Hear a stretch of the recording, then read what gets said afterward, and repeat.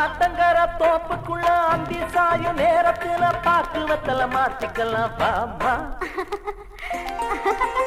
அடி ஆத்தங்கர தோப்புக்குள்ள அந்தி சாயும் நேரத்துல பாக்குவத்தல மாத்திக்கலாம் வாமா.